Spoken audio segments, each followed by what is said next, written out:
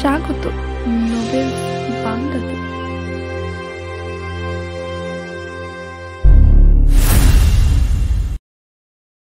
ভাদ্রের পরে আশ্বিন, আশ্বিনের মাঝামাঝি পূজা। একদিন প্রবল ঝড় হইয়া গেল, কাল বৈশাখী কোথায় লাগে, সারাদিন টিপি বৃষ্টি হইল, সন্ধ্যার আকাশ ভরিয়া আসিল নিবিড় কালো মেঘে, মাঝরাত্রে শুরু হইল ঝড়। কি সে বেগ, বাতাসের আর মেঘের গর্জন, বড় বড় গাছ মর্মর শব্দে মটকাইয়া গেল, জেলেপাড়ার অর্ধেক কুটিরের চালা খসিয়া আসিল, সমুদ্রের মতো বিপুল ঢেউ তুলিয়া পদ্মা আছড়াইয়া পড়িতে লাগিল তীরে। জেলেপাড়ার বৃদ্ধ রমণীরা হাহাকার করিয়া রাত কাটাইল, ছেলেমেয়েরা কেউ ভয় নিষ্পন্দ রহিল না, কেহ গুমরাইয়া কাঁদিতে লাগিল। ইলিশের মৌসুম শেষ হইলে মোটা উপার্জনের সুযোগ দুদিন ধরে ফুরাইয়া যাইবে। জেলেপাড়ার কোন ঘরে আজ বুঝি সমর্থ দেহ পুরুষ নাই? পদ্মার বুকে নৌকা ভাসাইয়া ছড়াইয়া গিয়াছে দূর দূরান্তে, কে ফিরেবে প্রভাতে, আবার কে ফিরেবে না। ঝড় শুরু হইলে ঘরে ঘরে মেয়েরা উঠানে পিঁড়ি পাতিয়া দিয়াছে, কেননা ঝড়ের দেবতা বসিবেন, শান্ত হইবেন। ঘরে ঘরে মেয়েরা কপাল কুটিয়া মধুসূদনকে ডাকিয়াছে, এ কি রোজ দেবতাই, কেন এ প্রলয়? সকালে ঝড় কমিল, কিন্তু একেবারে কমিল না। সহস্র শব্দে বাতাস বহিতে লাগিল, বৃষ্টি পড়িতে লাগিল গুড়ি গুড়ি করিয়া। জেলেপাড়ার দিকে তাকানো যায় না, ঘন সন্নিবিষ্ট কুঠিরগুলিকে কে যেন আবর্জনার মতো নাড়িয়া চড়িয়া চারিদিকে ছড়াইয়া দিয়াছে। কোনো ঘর কাত হইয়া পড়িয়াছে, আবার কোনো ঘর চালা নাই, কোনো চালার অর্ধেক ঘর উড়িয়া গিয়া বাঁশের বাহির হইয়া পড়িয়াছে, উঠান ভরিয়া পথ চড়িয়া জমিয়াছে গাছের ডালপালা। কুবেরের শোবার ঘরখানা পড়িয়া গিয়াছে, গোপী খুব আঘাত পাইয়াছে, কে জানে ডান পাটি তাহার ভাঙিয়া গিয়াছে কিনা। চালা উড়িয়া দূরে গিয়া পড়িয়াছে পিতমের গোয়াল ঘরের। হিরু আর সিধুর একখানা ঘরও দাঁড়াইয়া নাই, অনুকূলের তিনখানা ঘরের একটার চালা নাই, বাকি দুখানা চালাই নাই খড়। রাসুর ঘরখানা ছিল একেবারে ফাঁকাই, ভিটা আর দুটি খুঁটি ছাড়া ঘরের চিহ্নটুকুও দেখিতে পাওয়া যায় না।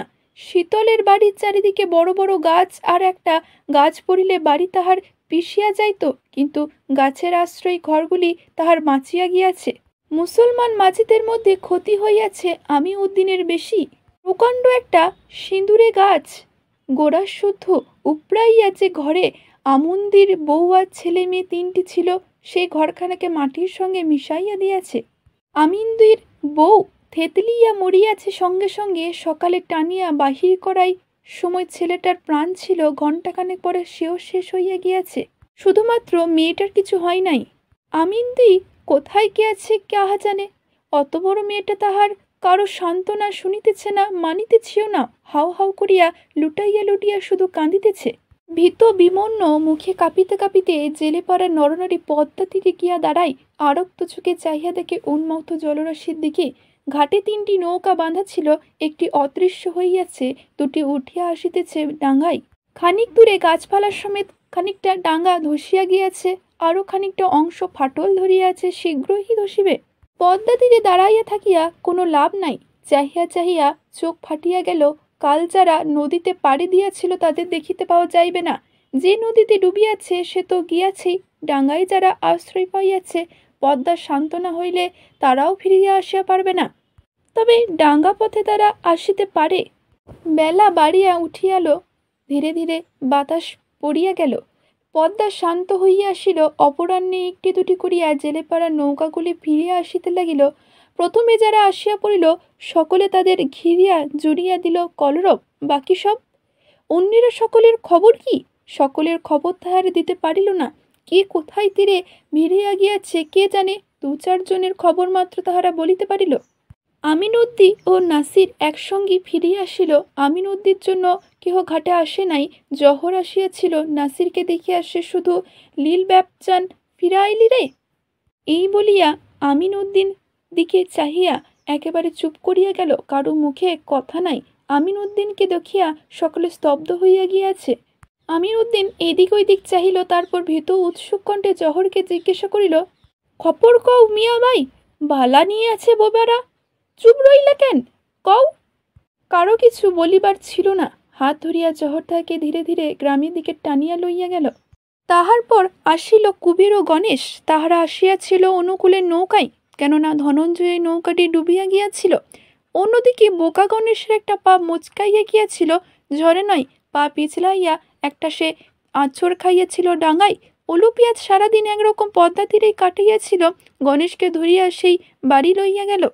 কুবেরের জন্য কেহ আসে নাই, অন্যের মুখে সে তার গৃহের বৃত্তান্ত শুনিল। বড় ঘরটা পুড়িয়া গিয়াছে, ঘর ছাইবার জন্য হোসেন মিয়া সন দিয়াছিল, গোপীর পায়ে চোট লাগিয়াছে। বিমর্ণ মুখে কুবের বাড়ির দিকে পা বাড়াইল। ঘর দুয়ার অনেকেরই পড়িয়াছে, সর্বনাশ হইয়া গিয়াছে আমনুদ্দিন, কিন্তু তাহার নিজের ঘরখানা পড়িয়া যাওয়াচ্ছে বড় দুঃসংবাদ। কুবেরের কাছে আর কিছু নাই, কবে আবার সে ঘর তুলিতে পারিবে কে জানে, মাথা গুজিবে কোথায়। পথে দেখা হইল কপিলার সঙ্গে। কুবেরকে দেখিয়া কপিলা উচ্চস্বরে কাঁদিয়া উঠিল। বড় উচ্ছ্বাস কপিলার। সে বলিল, হায় হায়, ফিরে আইছ মাঝি, মুখ রাখছেন ঠাকুর, আমার মুখ রাখছেন, আমি না মানত কই রাখুইছি 5 পোহার হরিলুর দিমু। কুবের বিব্রত হইয়া বলিল, আহা, কাঁদিস কেন? সঙ্গে চলিতে চলিতে কপিলা আত্মসম্বরণ করিল, পাই বিষম চোট পাইছে মাইয়া, শুনছ কিনা বৃত্তান্ত? কুবের মাথা হেলাইয়া বলিল, হ, ফুইলা গেছে না, বিষম ফুলেছে, দিনটা ভয়রা চিলাইয়া মরছে মাইয়া। চারিদিকে ভাঙা গাছ, ভাঙা ঘর, পত্র পল্লবে আচ্ছাদিত পথ। কুবেরের চোখে জল আসে। ঘরের কাছে গিয়া সে দাঁড়াইল। ঘর কই কুবেরের? ভাঙিয়া অঙ্গনে হুমড়িয়া খাইয়া পড়িয়াছে। পিসির ঘরে সকলে আশ্রয় লইয়াছে। গোপী শুইয়া শুইয়া কাতরাইতেছে। পায়ে তাহার চুন হলুদ মাখানো হইয়াছে, হাঁটুর কাছে বেজাই ফুলিয়াছে। মালার চোখে ভীত বিহব্বল দৃষ্টি। গত রাত্রে প্রলয়ঙ্কর কাণ্ড ভীরু পঙ্গু নারীটিকে আত্মরা করিয়া রাখিয়া গিয়াছিল, এখনো সে সামলাইয়া উঠিতে পারে নাই। কুবের আসিয়া পড়িতে সে যেন স্বস্তির নিঃশ্বাস ফেলিয়া বাঁচিল। পিসি ভাত রাঁধিয়া রাখিয়াছিল। ঝড় বাদল ভূমিকম্প কিছুই পিসির ভাত রান্না বন্ধ করতে পারে না। খানিক পরে উঠিয়া কুবের ভাত খাইল, তারপর গোপীর কাছে একটু বসল।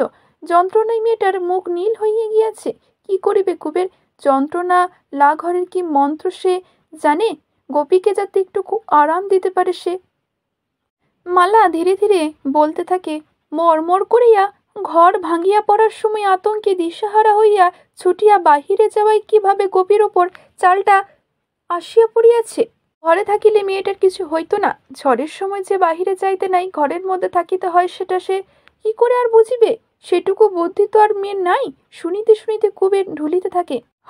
কুবেরের ঘুম পাইয়াছে। উন্মুক্ত নদী তীরে বসিয়া সে কাটাইছে ঝড়ের রাত্রি। সকালে হাঁটিয়া আসিয়াছে দেবীগঞ্জ। সন্ধ্যার আগে জেলেপাড়া সকলেই ফিরিয়া আসিল। পদ্মায় গ্রাসে কেহ যায় নাই। পিতম মাঝি নৌকাটি শুধু মাঝ নদীতে ঝড়ের মুখে পড়িয়া ডুবিয়া গিয়াছে। নৌকায় ছিল পিতমের ছেলে মাখন, কুবেরের প্রতিবেশী সিধু আর তার ভাই মুরারি। অর্ধমৃত অবস্থায় একটা চরে উঠিয়া রাত কাটাইয়া তাহারা ফিরিয়া আসিয়াছে, আর বলিয়া বেড়াইতেছে তাহাদের বাহাদুরির কাহিনী। পাহাড় সমান ঢেউয়ের সঙ্গে লড়াই করিয়া কিভাবে তাহারা নিজেদের প্রাণ বাঁচিয়াছিল। কয়েকটা দিন বড় গোলমালের মধ্যে কাটিয়া গেল। ধীরে ধীরে ভাঙ্গা ঘরগুলির সংস্করণের চেষ্টা চলিতে লাগিল। কেতুপুরের 2-4খানা ঘরবাড়ি পড়িয়া গিয়াছিল। একদিন মেজকর্তা অনন্ত তালুকদারের সভাপতিত্বে গ্রামবাসীর এক সভা হইয়া গেল। ক্ষতিগ্রস্ত আর দুরস্থের জন্য চাঁদা তোলার ব্যবস্থা হইল। অনন্তবাবু নিজে দান করিলেন 10 টাকা। গ্রাম হইতে আরও 15 টাকা উঠিল। তার মধ্যে 7 টাকা দেওয়া হইল কেতুপুরের নন্দ ভট্টাচার্যকে। আহা, ব্রাহ্মণে 2খানা ঘর পড়িয়া গিয়াছে। জেলে পাড়ার জন্য দেওয়া হইল 10 টাকা। 2 টাকা করিয়া 5 জনকে বাকি টাকা বোধহয় ফন্ডে জমা করা হলো। দীর্ঘ অনুপস্থিতির পর এই সময় হোসেন মিয়া গ্রামে ফিরিয়া আসিল। ঘুরিয়া ঘুরিয়া সে চারিদিকের অবস্থা দেখিয়া বেড়াইল। তাহার পর দাঁড়ি নাড়িয়া বলিল, না, টাকা কজ্জ দিমু না, ছন দিমু, বাঁশ দিমু, নিজে খাড়াইয়া তোমাগো ঘর তুইলা দিমু, শেষা নিকাশ নিয়া খত লিখুম, একটা কইরা টিপ দিবা। পুরাতন জীর্ণ ঘরের বদলে যদি নতুন ঘর উঠে ক্ষত লিখিয়া দিতে হয়, তার থেকে আর আপত্তি কি? ঘর যাহারা পড়িয়া গিয়াছিল তাদের তাহারা খুশি হইল, যাহাদের ঘর পড়ে নাই তাহারা দুঃখিত হইয়া ভাবিল, ঘর দুয়ার তাহাদেরও পড়িয়া গেলে মন্দ হইত না। সকলেই সাগ্রাহে হোসেন মিয়ার সাহায্য গ্রহণ করিল। শুধুমাত্র করিল না আমিন উদ্দিন। সে মাথা নাড়িয়া বলিল, না মিয়া, ঘর দিয়ে আমার কাম নাই। আম গাছের তলে তাহার ঘরখানা যেমন নিষ্পোষিত হইয়া পড়িয়াছিল তেমনি ভাবে পড়িয়া রহিল। কেই বা আছে তার, কার জন্য আবার সে দুঃখের পর সুখের ঘর বাঁধিবে? জেলে পাড়ার সকলেই আমার পদ্মার বুকে নৌকা ভাসাইয়েছে, আমিন উদ্দিনই কোথাও যায় নাই। কার জন্য পদ্মার অতল জলে সে জীবিকার সন্ধান করিবে? শুধু মেয়েটা আছে, মমিন। কেন আছে কে জানে? সারাদিন মমিন মৃদুস্বরে কাঁদে। আমিন উদ্দিন চাহিয়েও দেখে না, না ডাকে কাছে, না বলে মেয়ের সঙ্গে কথা। ক্রমে ক্রমে সকলের নতুন খুঁটি, নতুন বেড়া ও নতুন চালার ঘরগুলি সপ্তাহ হইল। হোসেন মিয়া মজুরদের কি ইঙ্গিত দিয়াছিল সেই জানে। কুবেরের ঘরটা উঠিল সকলের আগে। ঘর দেখিতে আসিয়া হোসেন মিয়া কপির জন্য বড় দরদ দেখাইল। বলিল, হাসপাতালে নিয়ে যাও কুবের বাই, জবর চোট পাইয়াছে মালুম হয়। তারপর একখানা ক্ষত বাহির করিয়া বলিল, টিপসই দাও কুবের, 21 টাকা 10 আনার ক্ষত লিখেছি, বাদ দিচ্ছি 2 টাকা। টিপসই দিয়া রাখো, যখন পারবা দিবা, না দিলে মামলা করুম না বাই। হোসেন মিয়া মৃদু মৃদু হাসিল। জানো দিয়া তোমাগো দরদ করি, ক্ষত কিসের, লিখা থুইলাম, হিসাব থাকবো না তো কিসির কাম ক্ষত দিয়া। কুবের বলিল, পুরাণ বাস পুরাণ বেলা দিলা খরচা কম হইত মিয়া বাই। কেন পুরাণ বাস দিয়া কেন খরচাই লাইগা ভাইব না? খরচা তো দিচ্ছি আমি, না দিই নাই? হ মিয়া বাই, দিচ্ছেন, আপনিই দিচ্ছেন। টিপসই দিয়া কুবের হোসেনের মুখের দিকে চাহিল। বড় ভয় করে কুবের হোসেন মিয়াকে, বড় টান তাহার হোসেন মিয়ার দিকে। কি জাদুমন্ত্রে তাহাকে বশ করিয়াছে লোকটা। গোপীর পায়ের ব্যথাও কমে না, ফোলাও কমে না। মেয়েটাকে নিয়ে মহা মুশকিলে পড়িয়াছে কুবের। মালার মতো গোপীও কি শেষ পর্যন্ত খোড়া হইয়া যাইবে? কি ব্যবস্থা করা দরকার কুবের বুঝিয়া উঠিতে পারে না। হোসেন মিয়ার কথা মতো সদরে হাসপাতালে লইয়া যাইবে নাকি? সে তো কম হাঙ্গামার ব্যাপার নয়। অতখানি পথ গোপীকে কেমন কইরা লইয়া যাইবে? ব্যথায় সে বিছানাতে পাশ ফিরিতে পারে না, অত নাড়াচড়া তাহার সইবে কেন? অথচ পায়ের যা অবস্থা, গোপীর শীঘ্রই কোনো ব্যবস্থা না করিলেও নয়। ইতিমধ্যে পুজো আসিয়া পড়িল। চরডাঙ্গা হইতে একদিন আবার আবির্ভাব ঘটিল অধরের। আবার সে রাগারাগি করিয়া সকলকে লইয়া যাইতে চাহিল। ছেলে মেয়েগুলি তাহার সঙ্গে ফিরিয়া গেল চরডাঙ্গায়, কপিলা গেল না। বলিল, কেন? ঘর পড়িয়া গিয়া ঢেকি ঘরটাতে যখন তাহারা সকলে একসঙ্গে মাথা গুজিয়েছিল, অসুবিধার অন্ত ছিল না, তখন অধর আসিতে পারে নাই? এখন নতুন ঘর উঠিয়াছে, থাকিবার কোনো অসুবিধা নাই, এখন সে যাইবে কেন এদের এই বিপদের মধ্যে ফেলিয়া? কুবেরও ইহাতে সায় দিয়া বলিল, কেন যাইবে কপিলা তাদের এই বিপদের সময়? কপিলা সত্যই প্রাণ দিয়া সকলের সেবা করিতেছিল, বড় কৃতজ্ঞ হইয়া উঠিয়াছিল কুবেরে তাহার কাছে। বড় ভালো মেয়ে কপিলা, কেন যে ওর বোকা স্বামীটাকে ত্যাগ করিয়াছে কেহে জানে।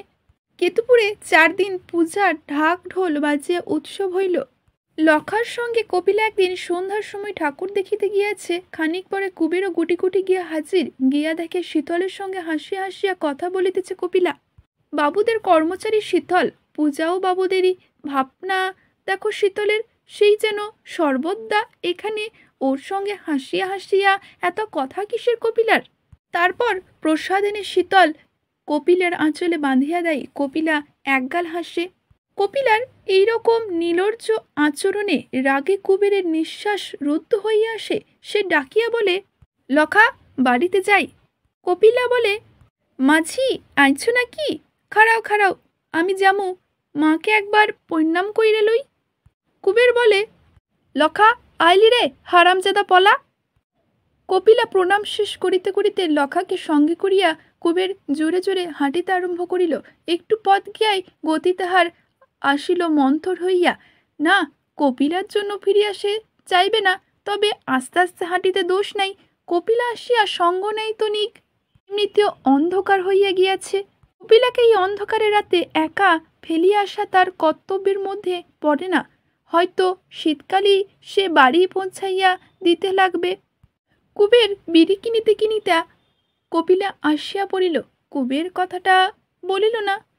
3 জনে নীরবে চলিতে লাগিল বাড়ির দিকে।